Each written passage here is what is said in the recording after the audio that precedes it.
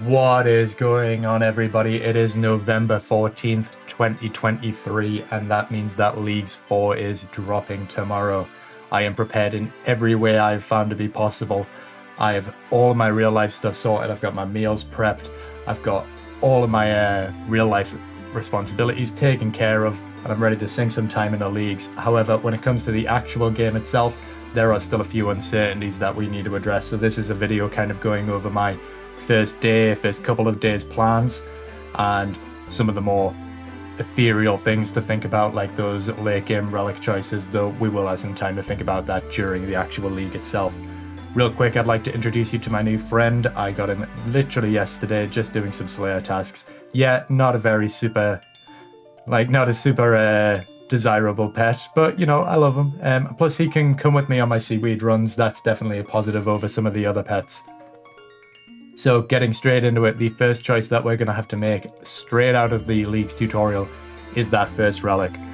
Now, I really thought I was going to go for Endless Harvest. Apparently that was the unpopular choice, and I kind of have seen why. I was really looking forward to some AFK time like I had in the original Trailblazer, and I'm sure we'll still get plenty of that, but I think Endless Harvest just isn't going to have the same late game potential that some of the other relics have. Trickster, while it looks really fun, I've definitely given it some thought, and I think that whoever picks it is going to have a really great time with it. I just don't think there's as much late game potential with Trickster as there is with the relic that I will be choosing, and that is Production Prodigy. I've been planning my tasks for the league, kind of what that first day is going to look like, unlocking the first area where we go through that from there, and I've kind of noticed that Production Prodigy is going to be super busted in the early game because it's going to give you a plus 12 boost on those production skills, and that's going to let you get a load of those early tasks done even earlier, giving you a quick little boost. However, Production Prodigy is also probably going to be the strongest starting relic in the end game. Yes, it's going to be very click intensive, especially with Banker's Note. However, I just think that Production Prodigy has too much potential to let go of. So that first week, that's all tasks. That's kind of what I've been planning so far, is just how can I get as many tasks done as possible. There are some people talking about raiding in the first week, even the first few days. That's not going to be me. I am perfectly happy to take my time getting to the high-end combat. If it takes me into week 2 or even week 3, I won't be disappointed. I just want to be able to make sure I've got enough time in that kind of last 4 weeks to really enjoy the raids. So my big planning document with all the tasks, that kind of goes over how I'm going to get into the first area. We're assuming that there's going to need to be 60 tasks done, so that's how many are planned. From there, it gets a little bit looser. It's more so about kind of what happens once I unlock the first region. Is there anything to finish off in Mistling and Karamja, and when do I come back to Mistling and Karamja if I do move on to the new area? Are there quests that need to be done because they give such big XP rewards? And we'll get into that a little. Obviously, the day 1 video is just going to be me doing all of that, so there's no sense going over every single part of the plan. The only time I really won't be going for those quick tasks is when I'm AFKing, and the only reason I'll be AFKing is so that I can check out the new information that we've got: relics, regions, task lists, all of that stuff. Of course, the stuff that I AFK will ultimately benefit me towards getting more tasks done, but it's a marathon, it's not a sprint. We're just going to have to take our time and make sure that we make all the right decisions. So, speaking of those decisions, I am having a combat crisis when it comes to the combat styles. I started this so sure I was going to do melee again. And then I kind of seen what mage was capable of, and I thought, oh, it's going to have to be mage. Maybe I'll change my mind, maybe I'll go melee, but I'm definitely not doing ranged. Now I'm thinking about ranged. I'm definitely leaning towards mage, but some of the more recent announcements have definitely made things a bit more complicated, especially ruinous powers. Previously, I could have picked Weapon Specialist and just trained all of my other combat stats through really high damaging spec weapons. That would have kind of been my plan. With Ruinous Powers, we have access to those offensive prayers that'll just up damage overall for all combat styles. They might be in competition with each other. That's probably going to be a really hard choice, but that's not something I have to worry about for a long time, like probably week 4 of the league, I'm imagining. It depends kind of how quickly you can tear up the leagues, get your regions and relics. However, Ruinous Powers does complicate things for the routing plans. So especially melee. Melee, you kind of had to go Kandrin to get piety. Well, not had to. I think the meta probably would have been to take Desert, Mauritania, and Asgarnia. However, Kandrin for piety would have been huge. You don't need piety anymore. So that's going to complicate things for my plan, and we'll get into that a little bit. Kind of looking at range. Range now doesn't need Zaya so much. Obviously, you're still kind of going to want the Twisted Bow if you're going for max DPS, but Rigger was the real reason to pick Zaya for range.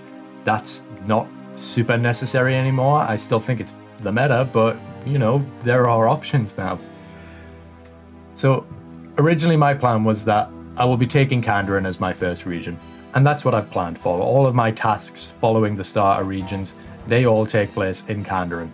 And the reason I was so sure of that decision was because, well, if I decide a little ways in that I want to change to melee, that's not a problem, because I will be taking Kandrin with melee anyway for piety, but maybe not anymore if I decided to go melee and then take the ruinous powers.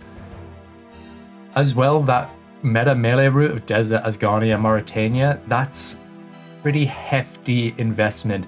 You're looking at 2 raids, and Asgarnia it's almost a raid region, let's be real. You've got all 4 God Wars bosses, and you've got next, as well as Cerberus and the Whisperer if you do have the desert, and, well, I guess we'll give a shout out to Giant Mole, I mean, he's there.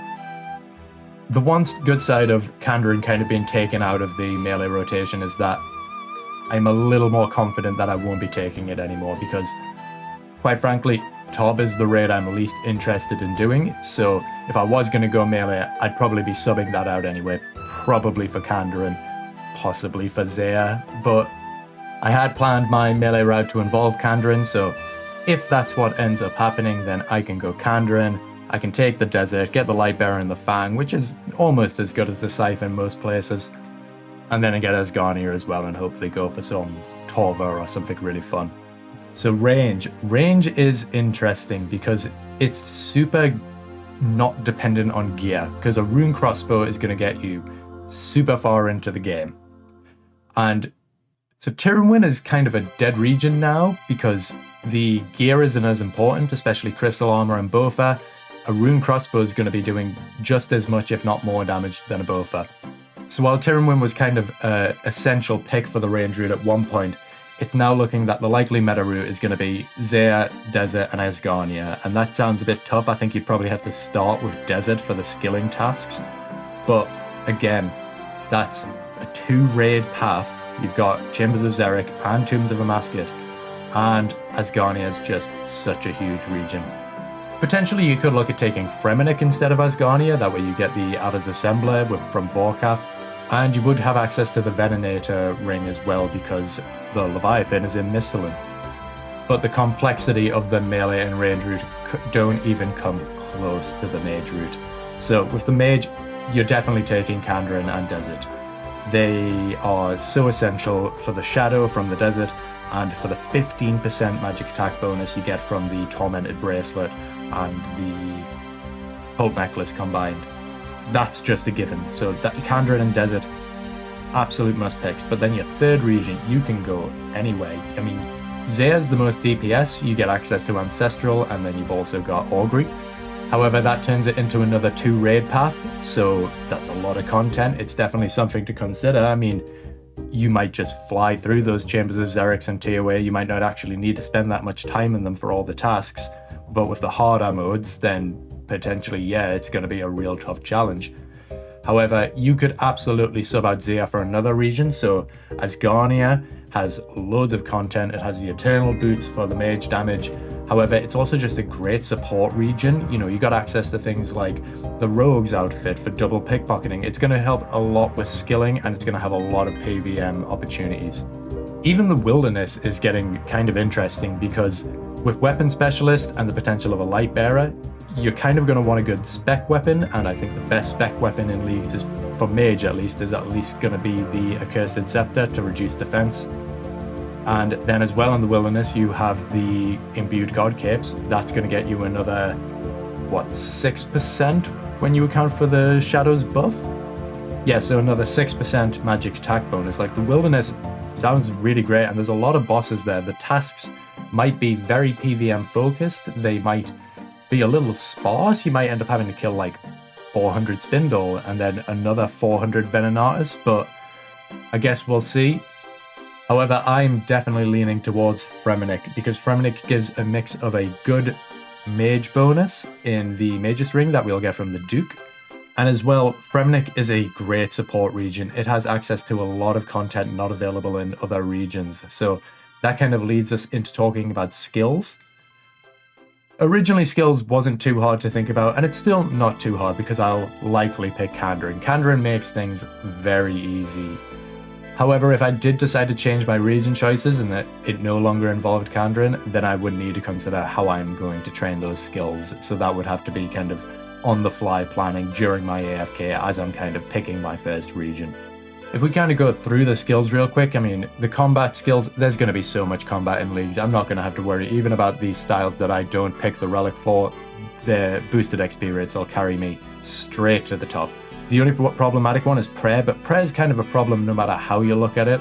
With Kandarin, you do have access to the maniacal monkey tunnels. However, even without that, you'll still have access to the strange machine on Fossil Island. I've never done that because I barely understand it, but I know that that is an available prayer method, even if it is a bit slow, but prayer is going to be a problem anyway. All of the free-to-play production and gathering skills are not a worry. Really, with just the 2 regions alone, you could probably get by and get to 99 in those skills.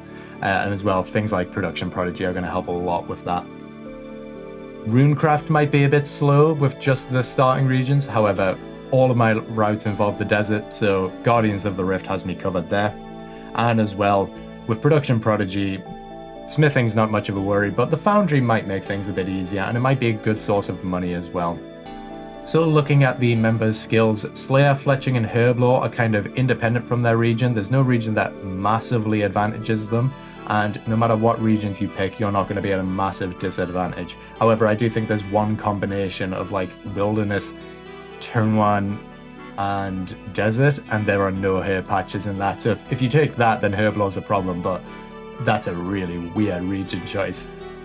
Kandarin, however, is great for thieving, agility, farming, and hunter. Thieving, you've got Ardy Knights. Thieving's an easy skill anyway, and we have the desert as well, and the desert has great pyramid plunder, lots of great methods. Agility, 2 of the best agility courses in the game are in Kandarin, and as well, if I did decide to go with that desert and Fremennik support, then I have Sears, Relica, Polivnich, and Ardy, so I'm sorted for agility.